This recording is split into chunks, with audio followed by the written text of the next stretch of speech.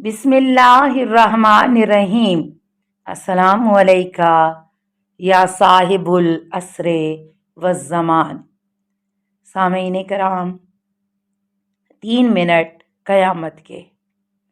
आलम आखिरत में 3 मिनट का सफ़र है, जिसकी आज 8वीं कड़ी है। जवान ने मेरी तरफ नज़र उठाई और कहने लगा, इस बंदे खुदा ने एक जगह वक्फ कर रखी है, बहुत बाबरकत वक्फ है और उसका सवाब भी बेहिसाब आ रहा है। उसने तुम्हारे ही कस्बे में खालिस नियत के साथ एक अजीमुशान इमाम बारगाह तामीर की है और लोग उससे मुस्तफ़ीद हो रहे हैं। अब तुम्हारी मर्जी है, चाहो तो मैं उस इमाम बारगाह का सारा सवाब लेकर तुम्हारे नामे एमाल में लिख दूंगा, बदले में तुम उसको माफ़ कर दो। मेरा सर चकराने लगा। एक तोहमत के बदले में एक पूरे इमाम बारगाह का सवाब, ये तो अच्छा मामला है। उस बूढ़े आदमी की अफसुर्दगी और रंज उसके चेहरे से आया था, लेकिन कोई और चारा नहीं था। उसने एक तोहमत के बदले एक इमाम बारगाह का सवाब मेरे नाम किया और बरज़खी बहिश्त की जानब रवाना हो गया। यानी सिर्फ एक तोहमत लगाई थी और बदले में वो इमाम बारगाह देने पर मजबूर हुआ था, जिसको खालिसाना नियत के साथ राह खुदा में वक्फ किया था। उस वक्त मेरा ज़हन कहीं और भटक रहा था। सोच रहा था, एक छोटी सी तोहमत के बदले में एक इंसान इतनी बड़ी प्रॉपर्टी से हाथ धो बैठता है, हमारा क्या हाल होगा। हमने तो अपना पेशा बना लिया है कि दिन रात पीठ पीछे लोगों की बुराइयां करते रहते हैं। हमारे लिए तो ये कोई मसला ही नहीं है। जब देखो पीठ पीछे दोस्तों और रिश्तेदारों की गैर मौजूदगी में उनकी बुराइयों में लगे रहते हैं। मेज़ वाले जवान ने एक दफ़ा फिर मोमिन के एहतराम की अज़मत याद दिलाई और सूरह नूर की आयत नंबर 19 की तिलावत फरमाई। बेशक जो लोग चाहते हैं कि ईमानदारों में बदकारी का चर्चा हो, उनके लिए दुनिया और आखिरत में दर्दनाक अजाब है, और अल्लाह जानता है और तुम नहीं जानते। इस आयत करीमा की तफसीर के हवाले से इमाम सादक अलैहिस्सलाम फरमाते हैं, जो कोई मोमिन के बारे में कुछ सुने या अपनी आँखों से देखे और फिर दूसरों के सामने बयान करे, वो इस आयत का मिस्दाक है। अशकों का मौजज़ा। इस तरह के आलम में मैं बेहिसी का पैकर बनकर अपने एमाल की फाइल को देखे जा रहा था। बुत बनकर खड़ा था, कोई अमल काबिले दिफा नहीं था। किसी ने मेरी 2 साल की इबादत बटोरी तो किसी ने दूसरे नेक एमाल पर हाथ साफ किया।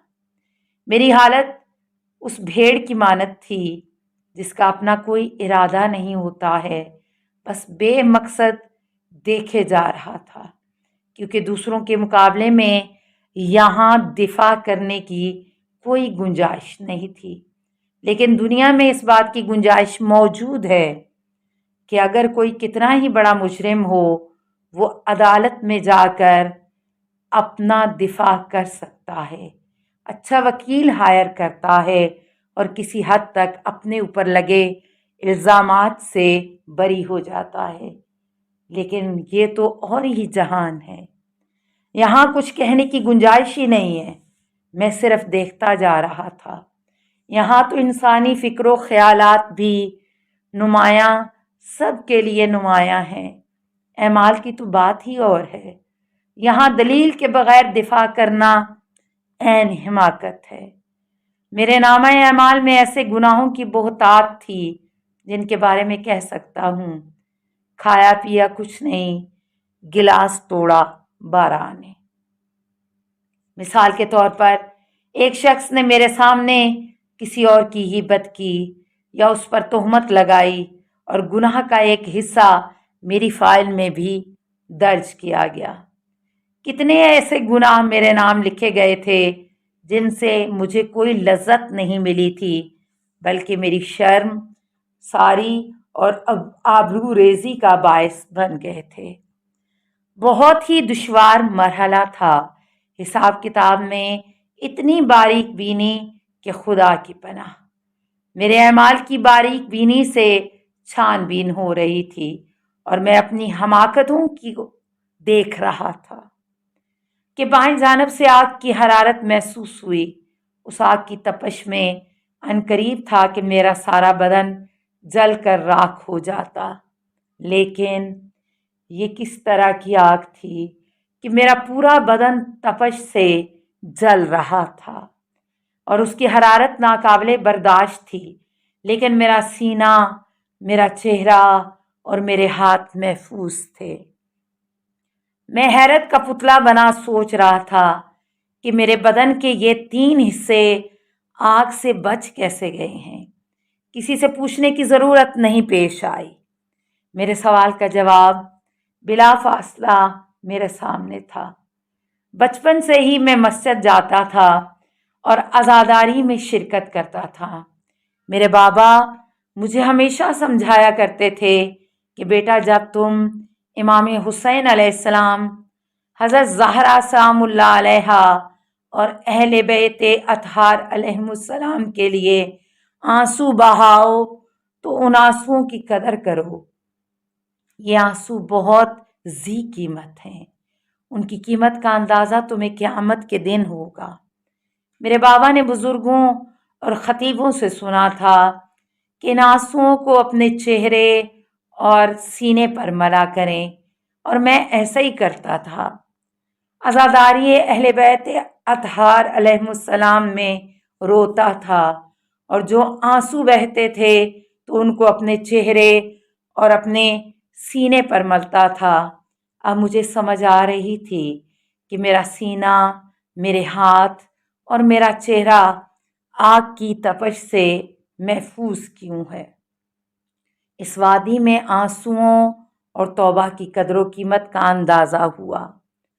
غور سے دیکھا تو میرے بہت سارے گناہ میرے نامہ اعمال میں موجود نہیں تھے۔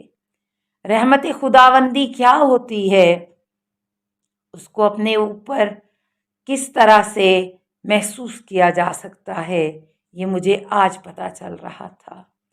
گناہ گار انسان جب توبہ کرتا ہے اور پھر گناہوں سے مکمل کنارہ کش ہو جاتا ہے تو اس کے سارے گناہ نامہ اعمال سے مٹا دیے جاتے ہیں۔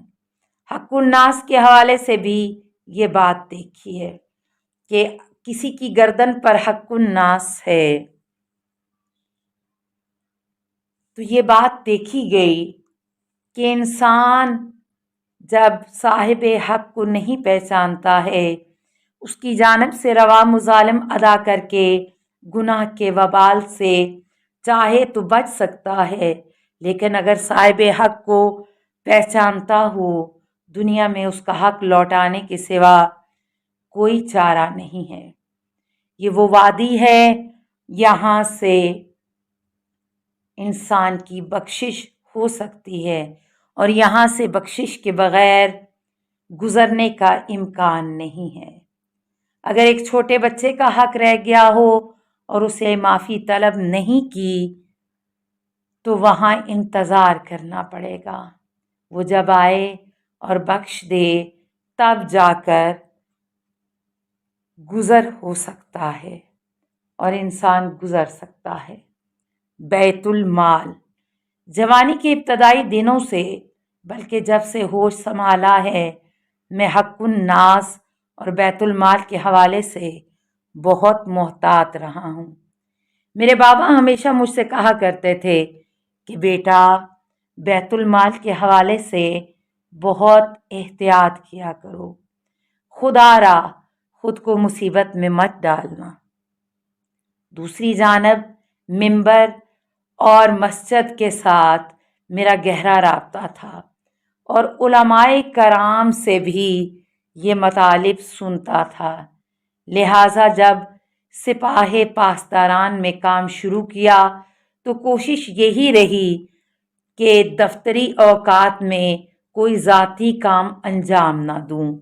اگر کسی دن کوئی ذاتی کام پڑتا یا کوئی فون آتا تو اس دن کسی اضافی تنخواہ کے بغیر اضافی کام کرتا تھا تاکہ آخرت کی مصیبت سے دامن بچا سکوں۔ میری اپنی سوچ یہ تھی کہ بے شک تنخواہ کم ہو لیکن حلال ہو، کیونکہ اسی میں برکت ہے۔ دفتر میں کوشش کرتا تھا کہ لوگوں کے کام باریک بینی کے ساتھ انجام دوں اور کسی کو ناراض نہ کروں۔ اپنے نامہ اعمال میں یہ چیزیں میں نے نوٹ کی تھیں۔